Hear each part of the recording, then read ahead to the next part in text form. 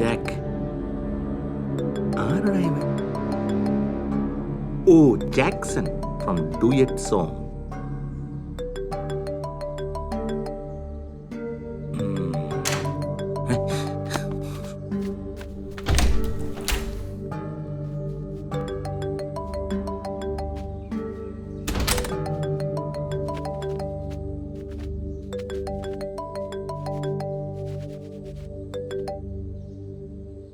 Hello, ഞാൻ അങ്ങോട്ട് വിളിക്കാന്ന് പറഞ്ഞല്ലേ? സണ്ണിച്ചാൻ എന്തോ സംശയമുണ്ട്. അതേന്നെ.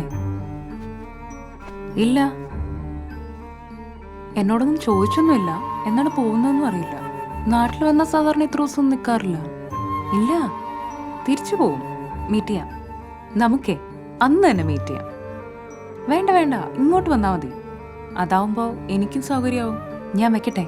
ബൈ.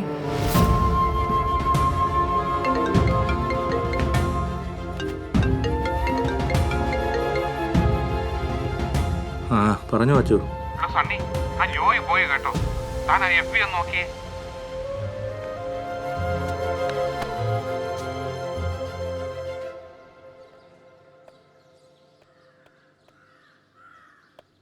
ഞാൻ ജോയ്, കളരിക്കൽ ജോയ്. ഈ വീഡിയോ നിങ്ങളുടെ കൈകളിലെത്തുമ്പോഴേക്കും ചതിയും വഞ്ചനയും നിറഞ്ഞ ഈ ലോകത്ത് ഞാൻ ഉണ്ടാവില്ല. അതിന്റെ കാരണം നിങ്ങൾ അറിയണം.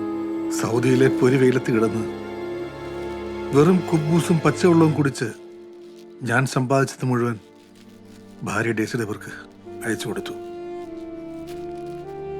അവളും മോളുമായിരുന്നു എൻ്റെ ലോകം. എൻ്റെ പണം കൊണ്ട് അവൾ അവളുടെ പേരിൽ വീട് സ്ഥലവും വാങ്ങി. കാറ് വേണമെന്ന് അവൾ പറഞ്ഞപ്പോൾ അത് ഞാൻ വാങ്ങിക്കൊടുത്തു. അവളുടെ സന്തോഷമായിരുന്നു എൻ്റെ സന്തോഷം. പക്ഷേ ഡ്രൈവിംഗ് പഠിപ്പിക്കാൻ വന്നവനൊപ്പം അവൾ പോയി. എൻ്റെ മോളെയും കൊണ്ട്. മോളെ മാത്രം എനിക്ക് തിരിച്ചെന്നാൽ മതിയായിരുന്നു. എൻ്റെ മോളെ ഒന്ന് കാണാൻ പോലും എനിക്ക് അനുവാദമില്ല. അതെനിക്ക് സഹിക്കാൻ കഴിയണില്ല. എൻ്റെ അവസ്ഥ ഒരു പ്രവാസിക്കും വരാതിരിക്കട്ടെ. ആത്മഹത്യ ഭീരുക്കൾക്കുള്ളതാണെന്ന് പറയാറ്. ഞാനൊരു ഭീരുവാ. ജീവിതത്തിൽ തോറ്റുപോയ ഭീരു.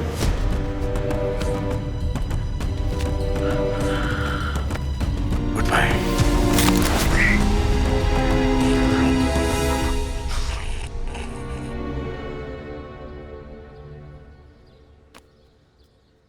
നിങ്ങൾ തമ്മിൽ ഇഷ്ടത്തിലാണെന്നും മോളെ അല്ലാണ്ട് വേറെ ആരും കല്യാണം കഴിക്കില്ല എന്നും പറഞ്ഞ് ഇവൻ ഒറ്റ കാലേ നിൽപ്പായിരുന്നു. എനിക്കാണും പെണ്ണുമായിട്ട് ഇവനല്ലേ ഉള്ളൂ. ഇവന്റെ ഇഷ്ടം നടക്കട്ടെ. മക്കളുടെ സന്തോഷമല്ലേ നമ്മുടെ സന്തോഷം. അതെ അതെ. പിന്നെ ഒരു കാര്യത്തിൽ എനിക്ക് നിർബന്ധമുണ്ട്.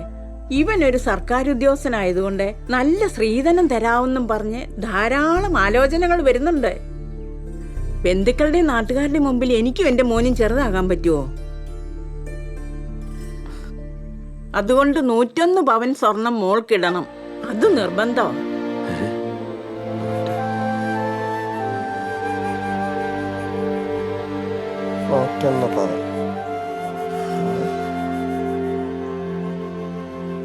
ഇങ്ങനെ വിഷമിച്ചിരുന്നിട്ട് എന്താ കാര്യം ഉണ്ണേട്ടാ?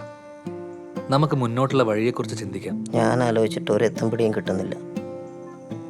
ഇപ്പോഴത്തെ സ്വർണ്ണവിലേക്ക് അറിയാലോ. ഏറിയാൽ ഒരു 25 പവൻ. അതിനപ്പുറത്തേക്കൊന്നും ഞാൻ കൂട്ടിയാൽ കൂടൂല. പക്ഷേ സൂരജിന്റെ അമ്മ ഇങ്ങനെ ഇടഞ്ഞു നിന്നാൽ നമുക്ക് മയക്കോടി വെച്ചങ്ങ് തളയ്ക്കാന്നേ അല്ലേ? ചേട്ടാ, എനിക്കൊരു തരി പൊന്നു വേണ്ട. അതൊന്നും ആഗ്രഹിച്ചിട്ടല്ല ഞാൻ അവളെ സ്നേഹിച്ചതും കല്യാണം കഴിക്കാൻ തീരുമാനിച്ചതും. അതെനിക്കറിയാം സൂരജ്. എന്നാലും തുടക്കത്തിൽ തന്നെ ഒരു കല്ലേടി ഉണ്ടായ പിന്നീടുള്ള ജീവിതത്തെ അത് ബാധിക്കും. എന്റെ അക്കൗണ്ടിൽ കുറച്ച് പൈസ കിടപ്പുണ്ടായിരുന്നു. എത്രയാടാ? ആ, എനിക്കറിയില്ല. അതിനാന്നറിയാം, നമ്മളെ ഓരോ പരിപാടി കഴിയുമ്പം അതിൻ്റെ ഒരു വിഹിതം പിന്നെ എൻ്റെ അക്കൗണ്ടിലേക്ക് പിന്നെ തന്നെ ഇട്ട് തരും. എൻ്റെ കയ്യിൽ കിട്ടിക്കഴിഞ്ഞാൽ കണ്ടുപിടിച്ച് കളയത്തുള്ളൂ. ഈ കുടുംബവും കുട്ടികളും ഇല്ലാത്ത എനിക്കെന്തിനാ ഈ പണവും അതൊക്കെ. ആ പൈസ ഈ മോക്ക് കൊടുത്തല്ലേ.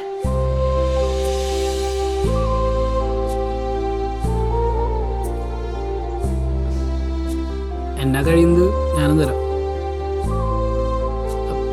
ഞങ്ങളും മാക്സിമം ശ്രമിക്കാം. എല്ലാം എൻ്റെ അമ്മാവൻ ചെയ്തു വെച്ച പണിയാ. എൻ്റെ അമ്മാവൻ ഒരു ആലോചന കൊണ്ടുവന്നിരുന്നു. 100 പവനും ഒരു കാറുമായിരുന്നു ഓഫർ. അതാ എൻ്റെ അമ്മ ഇങ്ങനെ. ഓ ഭാഗ്യം, കാറി വെച്ചില്ലല്ലോ. പുതിയ സി എ സൂരജിന്റെ അമ്മാവനാ.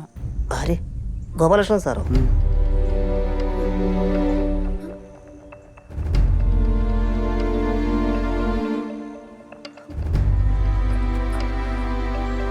ഇവർ തമ്മിൽ ഇഷ്ടപ്പെട്ടു പോയ സ്ഥിതിക്ക് കല്യാണം നടന്നല്ലേ പറ്റൂ. സ്വർണ്ണമൊക്കെ നമുക്ക് സംഘടിപ്പിക്കാം. നിങ്ങൾ ധൈര്യമായിട്ടിരിക്കുക. എന്നാ പിന്നെ ഞങ്ങൾ ഇറങ്ങട്ടെ. ശരി എന്നാ. ഓക്കെ മോളെ.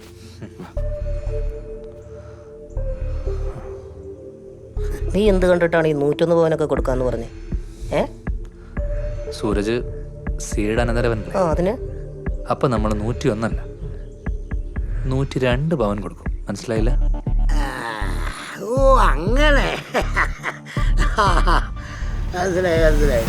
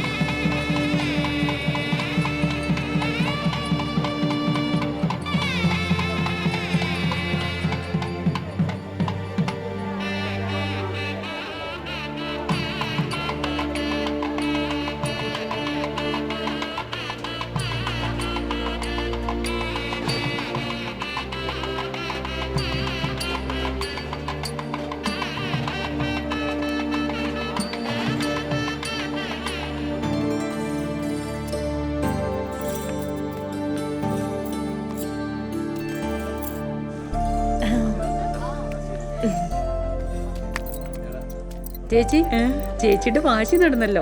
എന്തായാലും ചേച്ചിയുടെ മരുമോള് 101 പവനോട്ട് വീട്ടിലേക്ക് വന്നില്ലേ? ഇത് എത്ര പവനുണ്ടോന്നല്ലേ? ഇത് 2-3 പവൻ കാണും. സൂരജ് മോർണിംഗ് വന്നേ. എന്താമ്മേ? വാ. എന്താമ്മേ? ആൾക്കാരെല്ലാം പോയതിനു ശേഷം താലിമാല ഒഴിച്ച് ബാക്കി സ്വർണം എന്നെ ഏൽപ്പിക്കണം. എന്റെ അമ്മേ, ഇതെന്തൊരു ആക്രാന്താണ് അമ്മേ. ദേ, ഞാൻ പറയുന്നത് നീ അനുസരിച്ചാ മതി. നാട്ടിൽ മുഴുവൻ കള്ളന്മാരുടെ ശല്യമാണ്. എന്താണ് അമ്മയും മോനും കൂടെ ഒരു വെറുതെ. പിന്നെ ഞങ്ങൾ ഇറങ്ങിക്കോട്ടെ. ഇപ്പോഴോ? അയ്യോ ചേച്ചി, ഉച്ചവരെ ലീവ് ഉള്ളൂ, അതുകൊണ്ടല്ലേ. 2 ദിവസം കഴിഞ്ഞ് ഞങ്ങൾ ഇങ്ങോട്ട് ഇറങ്ങാം. വരടാ. ശരി അപ്പൊ ഓൾ ദ ബെസ്റ്റ്. കൊച്ചിനോട് വാ. ശരി അമ്മ. പോട്ടെടാ. ശരി. ഞാൻ പറഞ്ഞൊന്നും നീ മറക്കണ്ട. താലിമാല ഒഴിച്ച്